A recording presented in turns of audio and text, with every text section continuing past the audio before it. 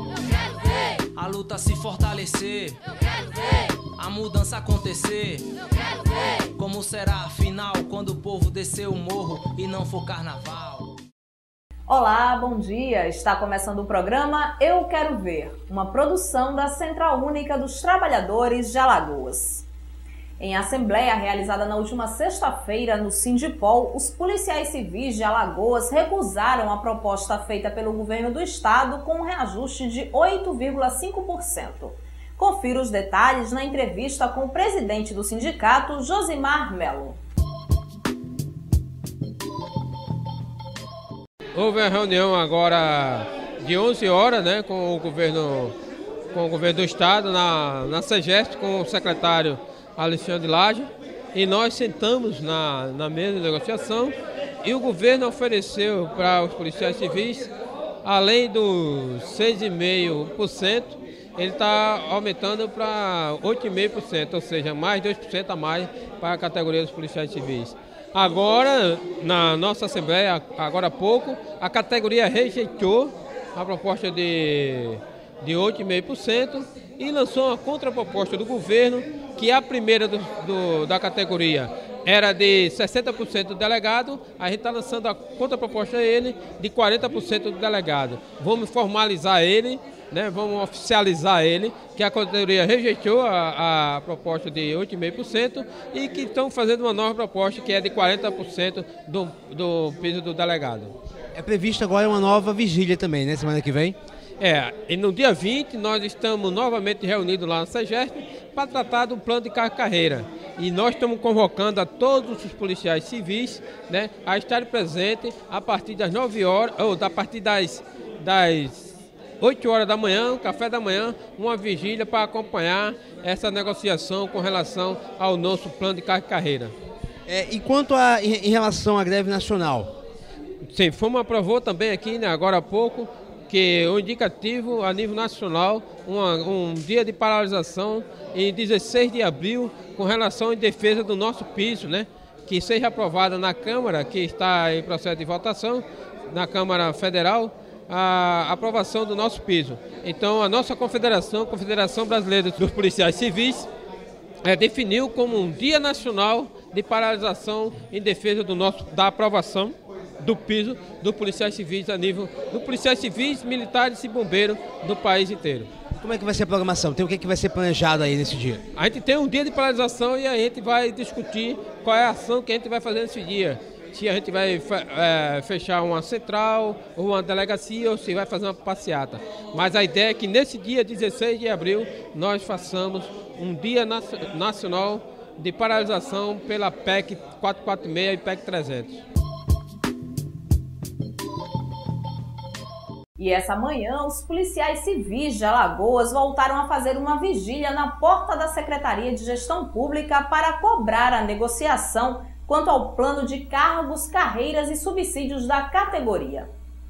E em entrevista à nossa equipe, a presidente do Sindicato dos Trabalhadores da Educação de Alagoas, Célia Capistrano, comentou a contratação pelo governo do estado da ONG INDG com verba da Secretaria de Educação, cuja finalidade é fazer um levantamento da violência aqui no estado.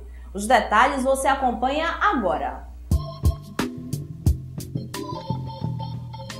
Nós somos contrários, claro, se o recurso da educação é pouco para dar conta da demanda da educação, como é que se vai tirar um montante, seja ele do que tamanho for, imagina o montante que foi anunciado para se fazer uma pesquisa. Por que da educação? Ainda bem que nós esperamos que isso não tenha sido concretizado, como o governo também deve ter repensado a história de transformar os alunos em outdoor. E aí nós queremos fazer uma provocação. Por que é que a cada gestão, que a cada gestor que chega numa secretaria, não se dá continuidade aos programas que estava se apostando todo? Onde anda o Geração Saber? Aquele projeto que seria um espelho para todos os outros estados, tão alardeado aos 4 cantos desse estado, que a educação estava às mil maravilhas. Nós queremos saber para onde foi tanto recurso investido na organização do projeto Geração Saber. E eu entrevistei aqui no estúdio o presidente do Sindicato dos Professores do Estado de Alagoas, Eduardo Vasconcelos, que falou sobre a database da categoria. Acompanhe os detalhes a partir de agora. Eduardo, muito bom dia. Obrigada por sua vinda até aqui. Para a gente começar então, Eduardo, esse assunto que é muito importante para a categoria, já que nós estamos em pleno mês aí da database de vocês. Como é que estão as negociações para os professores do ensino particular? A gente, da rede privada, na questão do ensino fundamental, infantil e médio, no SINEP básico, a gente não tem tantos problemas, né, na questão da negociação. Então a gente o índice saiu agora anteriormente, né, no Índice Nacional de Preço Consumidor, que é realmente o índice de referência para a gente, foi 5,47. A gente já mandou o ofício, né, para ter a primeira rodada de negociação com o sindicato das escolas privadas.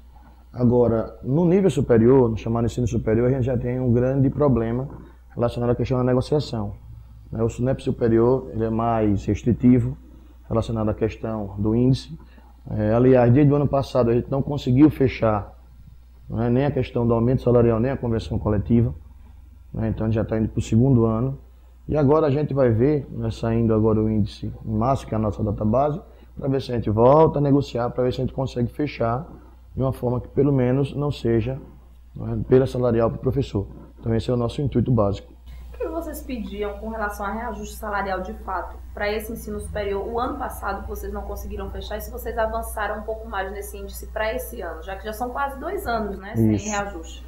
Infelizmente, até no ensino básico, a gente não tem realmente conseguido aumento real. Infelizmente, o que a gente consegue geralmente é o quê? Um pequeno arredondamento. Agora, ganho real realmente com maior significância, infelizmente a gente não tem. As escolas acabam colocando como argumento a questão da inadimplência, certo? Então, na verdade, não só no ensino superior, mas também no nível básico, também tem esse problema. Só que no ensino superior, né, a gente tem, no caso, em 2011, a gente teve uma perda salarial, né, que o índice foi 4,77, a gente teve 3% de reajuste. Né, foi a negociação da direção anterior do sindicato. Então, a partir de 2012, a gente quer ver que realmente a gente consegue fechar essa com um ganho real, certo? E que a gente feche também a do ano passado. Então a gente vai começar agora realmente a negociação mais forte. Nós estamos aí praticamente no meio, já ultrapassando metade do mês. Como é que está a questão aí das negociações? Vocês já se reuniram, já tem uma data prevista para a reunião? Não, no ensino superior a gente já se reuniu, certo? A gente já teve a primeira rodada de negociação. E agora a gente está chamando mais uma vez de novo para conversar, para ver se a gente consegue fechar agora. E nessa primeira reunião, Eduardo, ficou uma expectativa positiva de que vocês dessa vez vão conseguir avançar? Isso, como o índice ainda não tinha saído, né, o que é que a gente propôs de início? No caso, o índice mais 2% de ganho real, certo? Então, no caso, seria agora sair o índice 5,47 mais 2%, no caso 7,47. Então, agora a gente vai ver, no caso, a resposta deles para a gente tentar negociar e fechar isso. E essa mesma base de cálculo é de 7,45, é isso? Isso, 7,45 vai ser 47. 47 vai ser utilizada também para o ensino básico e médio? Isso. Vai ser mantido aí para tentar manter o padrão, isso, então, dos ganhos. Isso. E além desse ponto do reajuste, Eduardo, que outros pontos você pode citar aí de negociação da pauta? A gente tem, né, a convenção coletiva, ela vale de 2011 até 2013. Então a gente tem esses direitos garantidos por um bom período, certo? Inclusive até para evitar também a questão do desgaste, é muito desgastante, né? Para o sindicato também, para a categoria. E a gente o que pode colocar é na negociação que ainda não houve, algum aditamento, certo? Alguma proposta nossa que a gente já está elaborando e também algumas propostas do patronal. Certo, isso você fala, a questão da convenção, por exemplo, é para o ensino básico. Isso, no caso do superior, a gente está vencida, então conseguiu fechar também. E Eduardo, de que forma você esclarece assim, para a categoria que está nos assistindo, de que forma isso é positivo para os professores? Vocês estabelecerem uma convenção coletiva que dura aí 3 anos, no caso de 2011 a 2013. Quais são os Porque no caso, positivos? A gente tem realmente, por um bom período de tempo, né, alguns direitos garantidos. Como, por exemplo, o desconto integral de filhos de professores, certo? Então, realmente tem uma gama, né, pagamento de janelas, que até pouco tempo, infelizmente, não eram pagas. A partir dessa convenção de 2011 a 2013 serão se pagas, certo? Então, a gente tem uma gama de direitos que foram conquistados e por um bom período, certo? Eles estão preservados. Conseguem manter, A gente né? consegue manter. Vocês têm essa pretensão também para o ensino superior, se as negociações caminharem conforme vocês esperam, de estabelecerem uma convenção aí com uma duração maior que de 24 meses, de 12 meses? Não, porque também vale 2011 a 2013, certo? Então, algumas questões que ele está querendo colocar agora, inclusive, também descontos para os filhos dos professores, certo? Porque realmente há uma negociação que não é legal, não está na convenção. Então, algumas faculdades, elas realmente dão descontos, mas isso não é, vamos dizer assim, norma, não está na convenção. E agora a gente está tentando pleitear, até para alguns professores que estejam ligados realmente ao ensino privado, que tenham descontos, inclusive até maiores, a gente vai tentar propor isso aí, para as faculdades, no caso dos cursos de licenciatura. Então a gente está tentando ver se a gente consegue ganhar, né, esse espaço com o sindicato superior, mas como sempre é muito difícil. Eles são extremamente transigentes. Eduardo, essa questão do atraso da negociação, isso de alguma forma reflete na qualidade do ensino que é dado nas escolas e nas faculdades? Com certeza, que a primeira coisa que a gente percebe é que a gestão hoje em dia, somente do ensino superior, não percebe o seguinte, que o professor, na verdade, não desmerecendo os outros funcionários, mas é que aquele que está ligado diretamente ao aluno. Não é? Então, quando você entra no espaço que você percebe que não há essa valorização, querendo ou não, essa insatisfação vai passar para a categoria e vai passar para a sala de aula. O professor acaba trabalhando menos satisfeito, Isso. né? Isso em qualquer situação, em qualquer área de Com trabalho, certeza. né? E, Eduardo, eu não poderia deixar de fazer essa pergunta. Vocês estão entrando aí no segundo ano do mandato. Isso. Quais são as pretensões mais para frente do sindicato, dessa gestão? A gente tem, não é, como um dos princípios básicos, como o sindicato cutista, um sindicato ligado à Confederação Nacional dos Trabalhadores de Ensino Privado, né, que é a CONTEE, primeiramente resguardar de todas as formas de direito do trabalhador. Então a gente vem não só trabalhando por questões sociais, certo, por questões econômicas, mas também lutando no plano político. Primeiro, tentando conscientizar a categoria, que infelizmente ainda continua sendo muito desmobilizada, através de informação, seja através de redes sociais, seja através de site, seja através de boletim informativo impresso. A gente tem um trabalho político interessante que eu, pelo menos, não tenho visto aqui de uma forma organizada.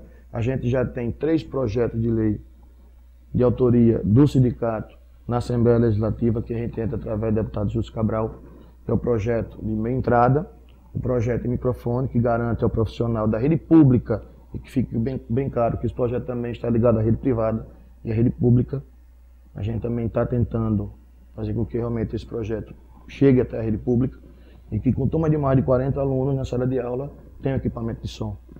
A gente Por uma tem... questão de saúde, Isso, né, Eduardo? entendeu? Esses casos são recorrentes, né? De professores que apresentam problemas nas cordas vocais. Isso. 60% dos professores, isso é comprovado, tem algum problema relacionado à questão da voz. Certo? Então a gente tem esse projeto de lei que já está tramitando. Certo? A gente tem um convênio hoje com o Sereste, que é o Centro de, né, a questão do trabalhador, da saúde do trabalhador, através de fornecimento de cartilha de voz, cartilha sobre assédio moral. A gente está combatendo o assédio moral. Então, na verdade, é um trabalho que está iniciando e que a gente pretende realmente alongar e que aquela coisa realmente dê frutos. Eduardo, então, para a gente encerrar a entrevista que está aí fantástica, uma questão que infelizmente a gente tem que tocar também, que é o aumento no número da violência de casos contra professores aqui em Alagoas. Inclusive, nós tivemos um caso recente, há 2 semanas atrás, em que um professor de uma faculdade aqui de Maceió foi encontrado morto num motel, né? Qual tem sido o posicionamento do sindicato em relação a esses casos? A gente vem acompanhando, inclusive a gente montou uma comissão, certo? A gente foi até a delegacia, entrou em contato com o delegado, a gente está tentando, né, para que aquela coisa não se torne apenas mais uma estatística.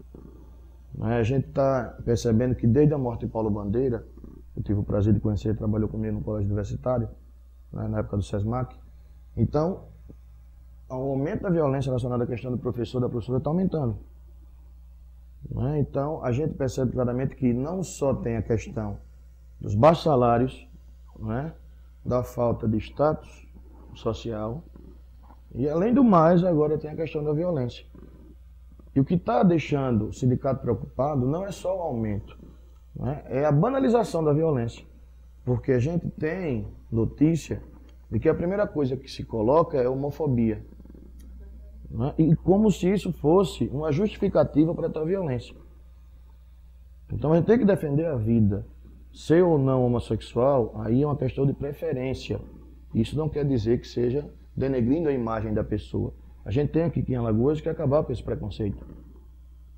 Então realmente ele está preocupado com isso. E para que a coisa não saia no esquecimento e que a gente tenha o mesmo tratamento, como aconteceu recentemente, o filho do deputado, foi, no caso, uma tentativa de assassinato, de início foi um assalto, mas a gente percebeu que houve uma mobilização do Estado, inclusive envolvendo outro Estado, para que esse crime fosse elucidado e tivesse realmente um respaldo para a sociedade. E a gente não quer que, infelizmente, tenha A, B ou C ou D enquanto classe, para que se você sofreu uma violência, dependendo de sua classe social, você tenha um tratamento diferenciado. A gente quer igualdade para todo cidadão, para todo cidadão. Com certeza, Eduardo, a gente agradece mais uma vez a sua presença aqui. A gente torce para que a database de vocês aí tenha um bom encaminhamento e vocês consigam chegar em um consenso com os patrões. Nós entrevistamos agora Eduardo Vasconcelos, ele que é vice-presidente do Sindicato dos Professores do Estado de Alagoas. O programa Eu Quero Ver termina por aqui. Lembrando que ele vai ao ar diariamente às 11h30 da manhã. E você pode continuar nos seguindo pelo Twitter e revendo as nossas reportagens através do nosso blog, o euquerovercut.blogspot.com.